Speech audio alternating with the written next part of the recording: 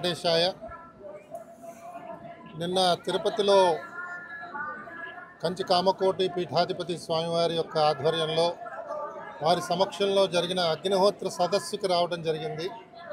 ఈరోజు స్వామివారికి వచ్చి మరొకసారి దర్శనం చేసుకుని వారి యొక్క అనుగ్రహం కోసం ప్రార్థించడం జరిగింది. తిరుమల తిరుపతి దేవస్థానం యొక్క విశిష్టతను మనం అనునిత్యం కూడా చూస్తున్నాం. అనేక ప్రాంతాల్లో జరుగుతున్న ధర్మ ప్రచార కార్యక్రమాలకి ఇంకా గొప్ప ఊపు ఇవ్వవలసిందిగా నేను మనస్ఫూర్తిగా మన చైర్మన్ గారిని మరొకసారి కోరుతున్నాను.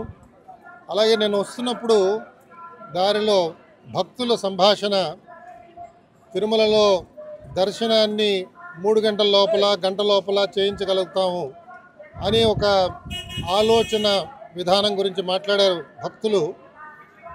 నాకు తెలిసినంత వరకు అది అసంభవం. దాని గురించి మనం ప్రయత్నం చేయడం ఏమాత్రం కూడా క్షేమకరం కూడా కాదు.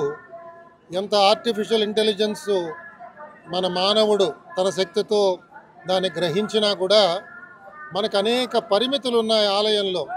కొన్నిసార్లు భక్తులకి సౌకర్యం కల్పిద్దామని చెప్పి పెద్దలు ఆ విధంగా ఆలోచన చేసి వ్యక్తపరిచారు, కానీ అది ఆచరణ అసంభవం అని చెప్పి నేను సవినయంగా వారికి మనవి చేస్తూ ఆ ఆలోచనని దయచేసి విరమించుకుని దాని గురించి అనవసరంగా ధనాన్ని వ్యయం చేయకుండా వచ్చిన భక్తులకి ఇవాళ జరిపిస్తున్న దర్శన సమయం కూడా అందరికీ ఆమోదమే, కానీ కొన్ని సౌకర్యాలు కొంచెం మనం దాన్ని అభివృద్ధి చేయగలిగితే ఇంకా చాలా బాగుంటుంది అని వారికి నేను మీ ద్వారా సవినయంగా మనవి చేస్తూ ఆ ఆలోచనకి స్వస్తి చెప్పవలసిందిగా పెద్దలందరినీ కోరుతున్నాను. ఇది జరిగే పని కాదు. ఇంతకు పూర్వం మనం చూసాం, అనేక మంది ఎగ్జిక్యూటివ్ ఆఫీసర్లు, చైర్మన్లు అనేక ఆలోచనలు వారు ప్రయత్నం చేశారు.